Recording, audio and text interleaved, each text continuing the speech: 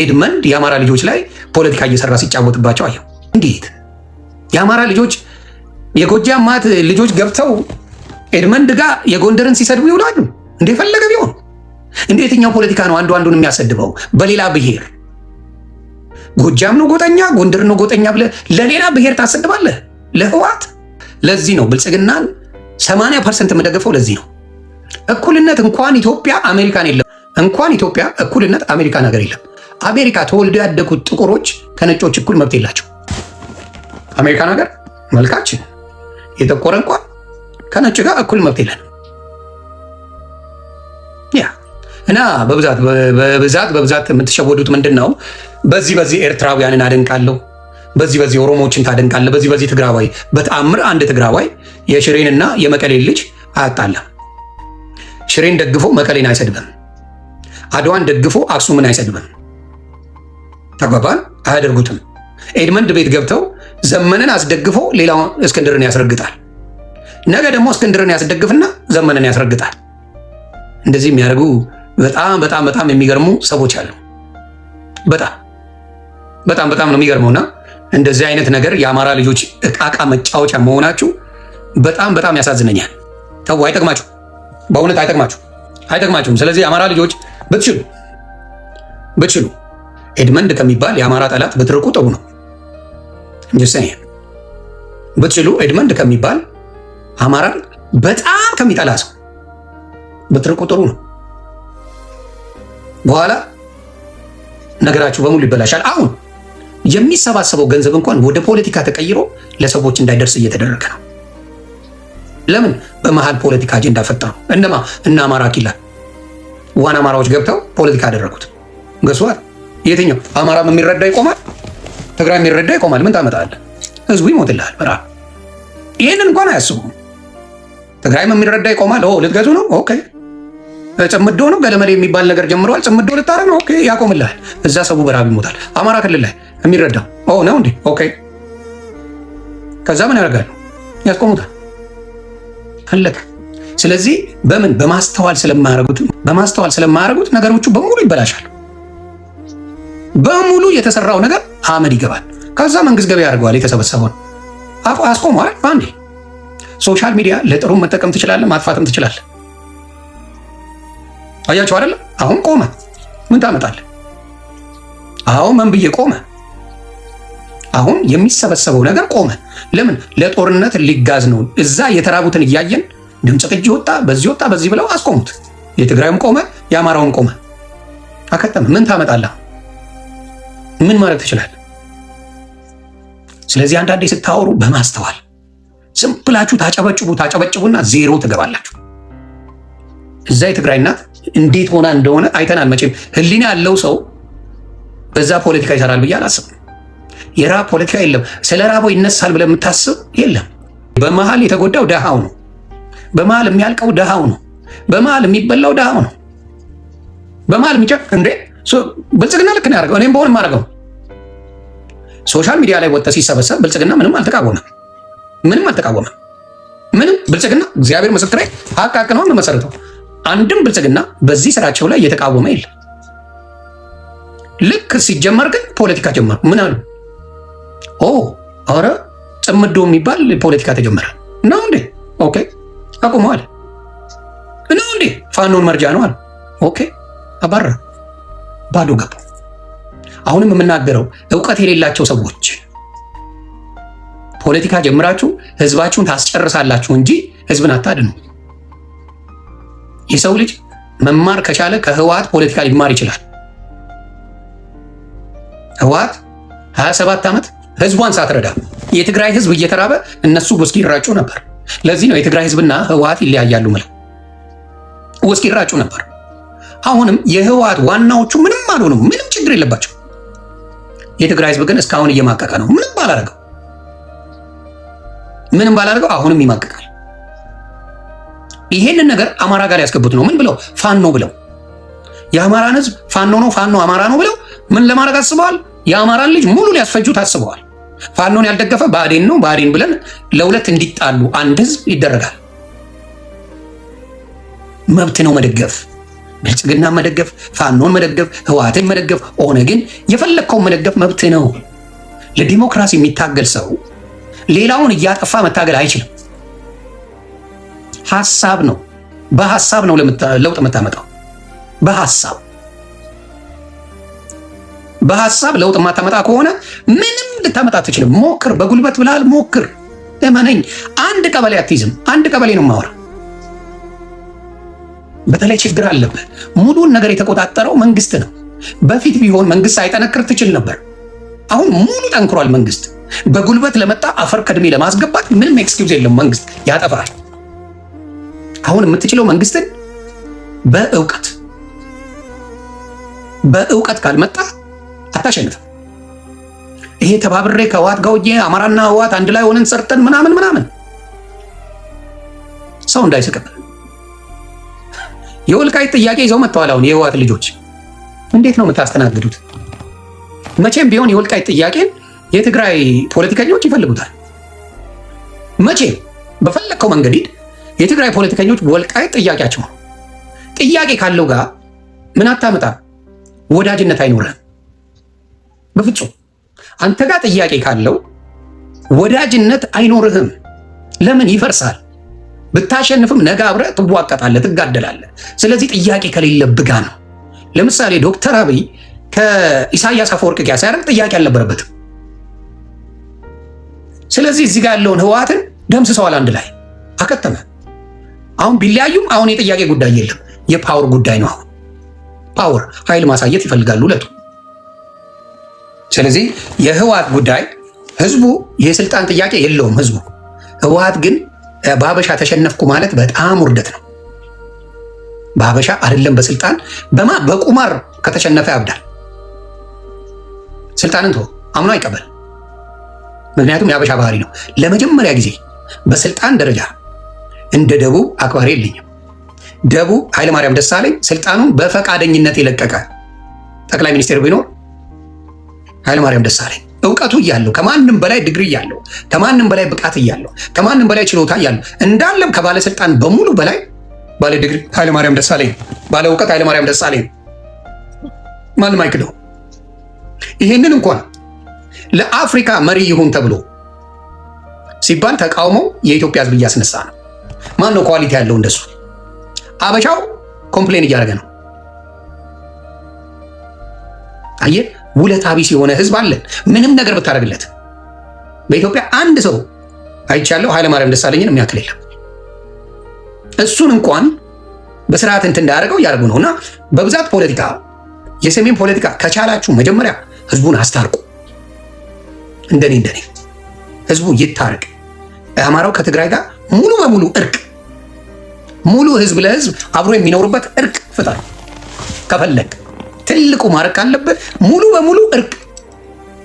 አጥፍተናል፣ ጥፋተኞች ነን፣ ደም ተቃብተናል ብለህ የምትዘጋው ለአንዴና ለመጨረሻ ጊዜ በእርቅ ነው ይህንን ነገር የምትፈታው። ከታረቃችሁ ወደ ሰላም መንገድ ትሄዳላችሁ። የሰላም መንገድ ደግሞ የማይቀበለው ማንም የለም።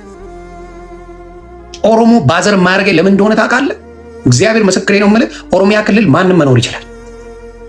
ይህን ደረቴን ነፍቼ ነው የምናገረው። ኦሮሚያ ክልል ማንም ደረቱን ነፍቶ መኖር ይችላል። ሪያሊቲ ነው የማወራው። ማንም ደረቱን ነፍቶ መኖር ይችላል።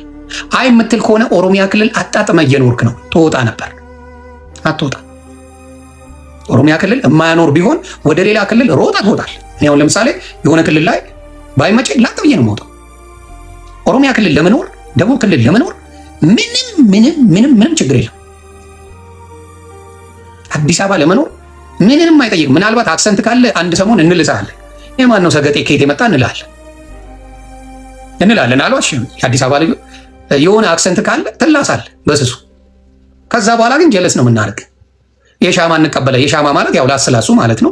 የሻማ ትንሽ ትቀበላለህ፣ ትላሳለህ። ከዛ ቤተሰብ ከክፍለ ሀገር አዲስ አበባ መጥቶ ያላለፈለት የለም። ከክፍለ ሀገር አዲስ አበባ መጥቶ ያላለፈለት ማንንም አታመጣ። አምጣ። ሊስትሮም ሆኖ ሱቅ በደረትም አድርጎ ምን አድርጎ ከክፍለ ሀገር የመጣ በሙሉ አዲስ አበባ ላይ አልፎለታል። የአዲስ አበባ ችግራችን ምንድነው መሰላችሁ? ከትንሹ መጀመሪያ አንወድም። ቢግ ፕሮብለም።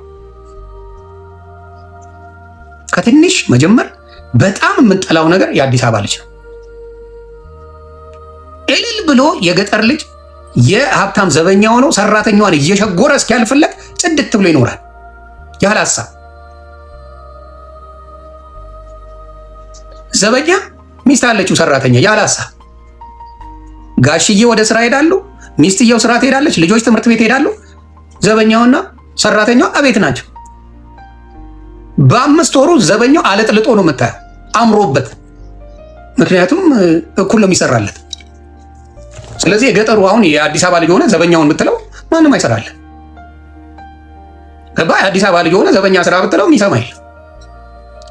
ዘበኝነት ትንሽዬ መለስተኛ ሚስት አለ ዘበኛ ሆነ አዲስ አበባ ላይ።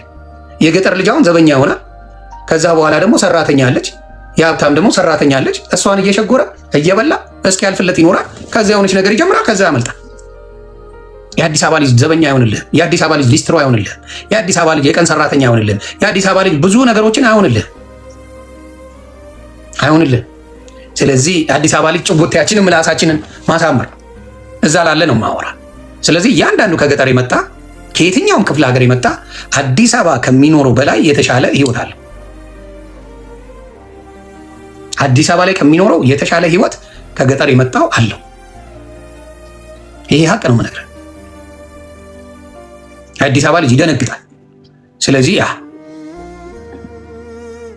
የገጠር ልጅ በዚህ እንደዚህ አሁን ለምሳሌ እዚህ ሀገር ካሉት ይቅርታ የመጣ ነው የተሻለ ህይወት አለ ከነሱ።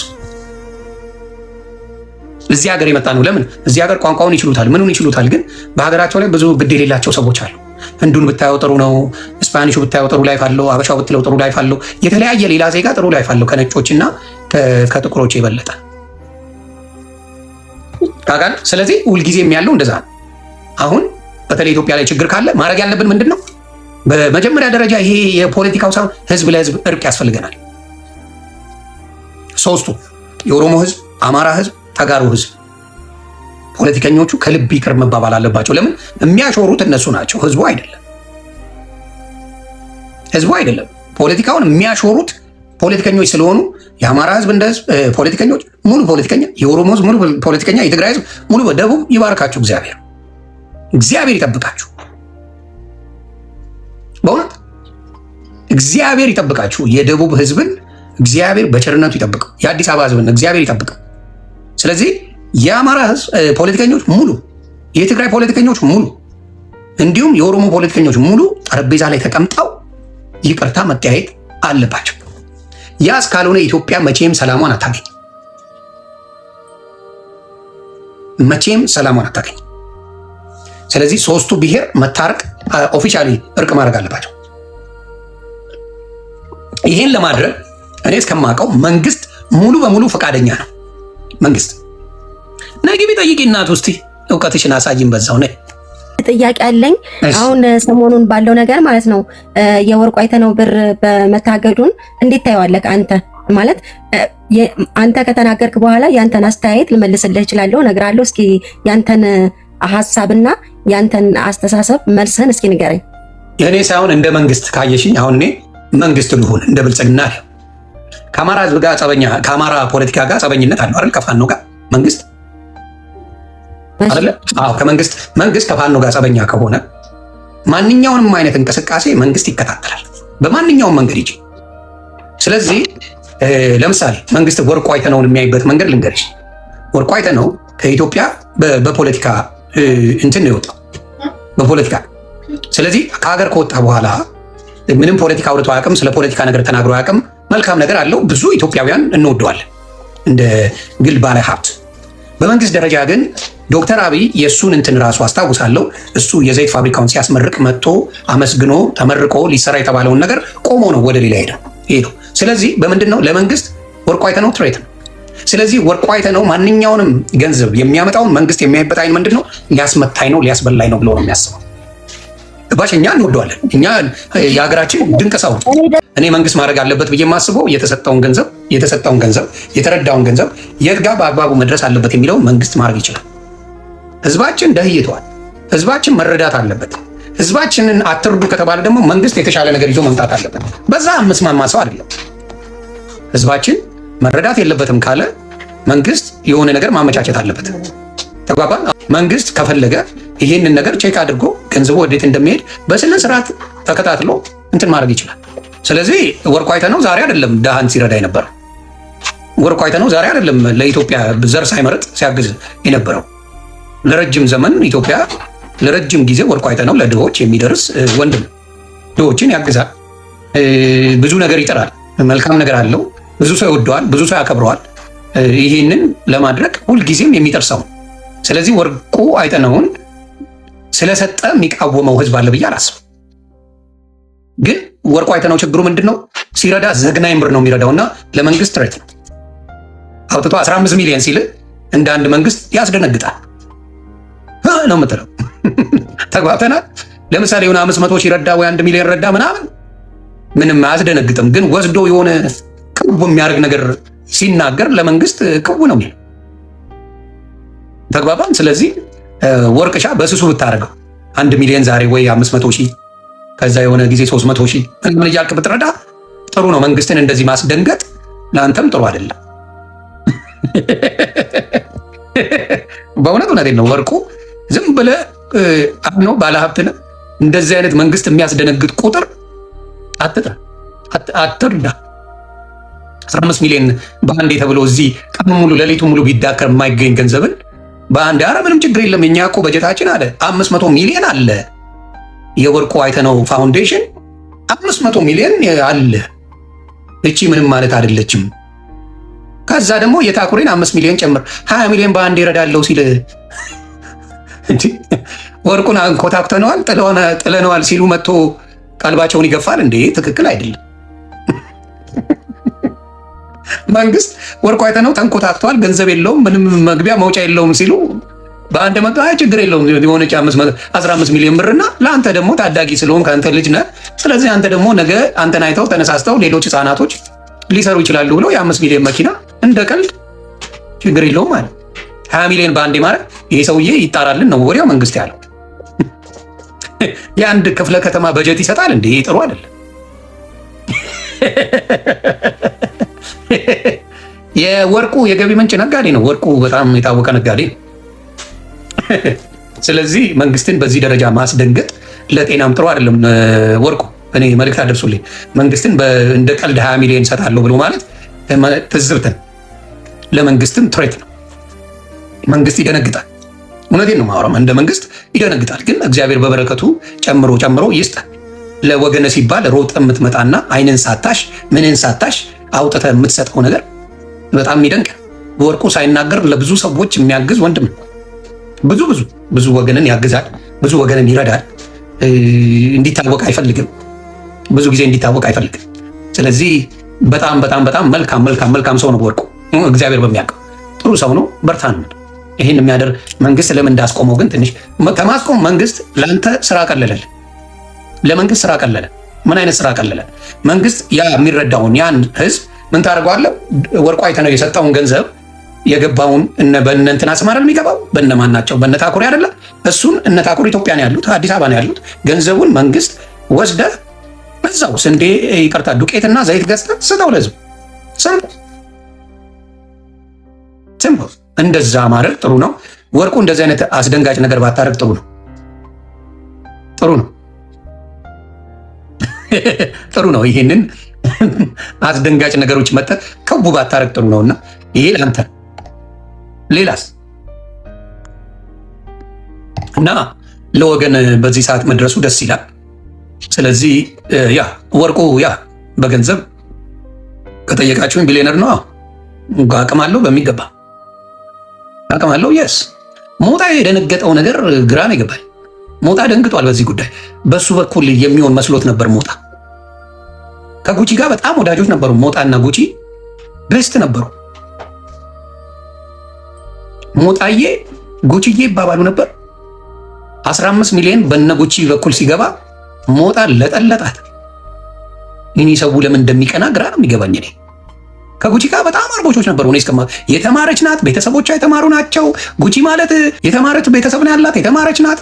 ምንድናት ሲል ራስነ ተንዘላዝለ የተዋረድከው አንተ እኮ ሞጣ ጌታን ራስ ዱባይ ሄደ ተንዘላዝለ ብለህ አልክ። ጠጥተህ ሰክረህ ምን እንደሆነ ማታውቅ ወርደ የመጣው አንተ ራስን አዋርደ መጣ። ሌላ ልክ ሰው እንዳዋረደ ለምን እኔ የትም ሀገር ሄጃለሁ፣ ተዋርጄ መጥቻ አይታችሁ ታውቃላችሁ? ዱባይ ሄጃለሁ፣ ቱርክ ሄጃለሁ፣ ኤኒዌር ሄዳለሁ።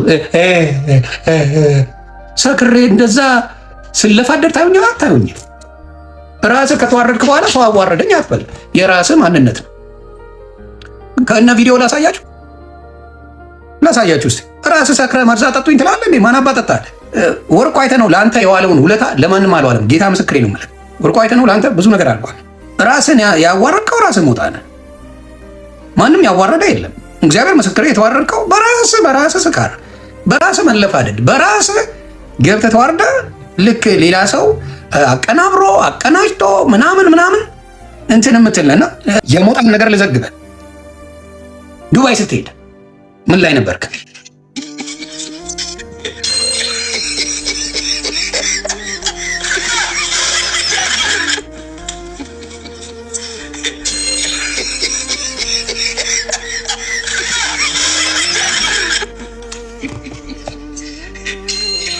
ግን መውጣተው